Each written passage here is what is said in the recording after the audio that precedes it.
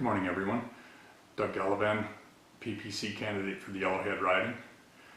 With Safari Club International coming to Drayton Valley for their banquet this weekend, I wanted to put out a video specifically addressing some of the concerns I have around the backcountry and elected officials throughout the government and how they view that backcountry. We had a fairly big fight last year over the Bighorn proposal by the provincial government of Alberta, and for now that seems to have been put aside. One of the things I wanted to speak to, not just to the Safari Club International, but to Love Your Trails, the horseback riding clubs, the trappers associations, any of the groups that enjoy the backcountry and in many cases make a living there.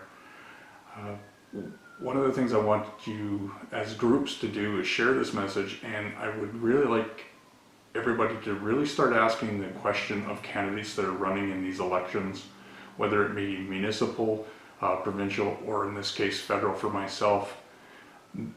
The people that are putting their name up have to understand where this is coming from, that there's a constant push to shut down our backcountry and keep people out of it.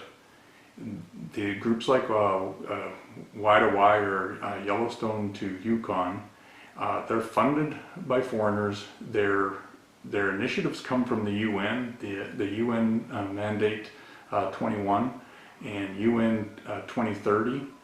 And even the Paris Accord to a certain extent is all linked to that. And this is about our sovereignty as a country to make these decisions for ourselves. And I don't think we're asking the right questions of candidates. I, for myself, when we fought, like at the time I was with Rally Canada, when we fought that fight with the user groups, including First Nations and the Métis Association, it was about our sovereignty. And I really need everybody to step up and start demanding that we stop putting in place legislation that constantly chips away at our property rights. You even see it in this new campaign with Beyond Meats. And people don't make the connection between these foreign-funded groups and our agricultural industry, and how that was not just a company that was producing a product.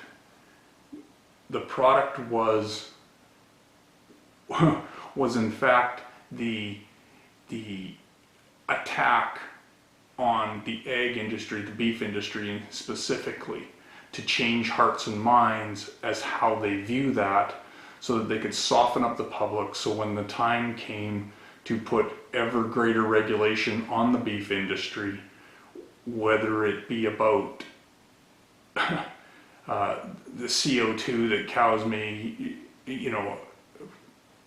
off gas, all those types of legislation, that's what that was about. It had nothing to do with your food source. And these are the types of questions that you need to be asking these candidates. And if they don't understand this, I don't believe they deserve your vote. Anyway, I hope everybody has a great hunt with the Safari Club this fall. And everybody else that's enjoying the backcountry, please do. But it's up to all of us to protect that responsibly. Thank you.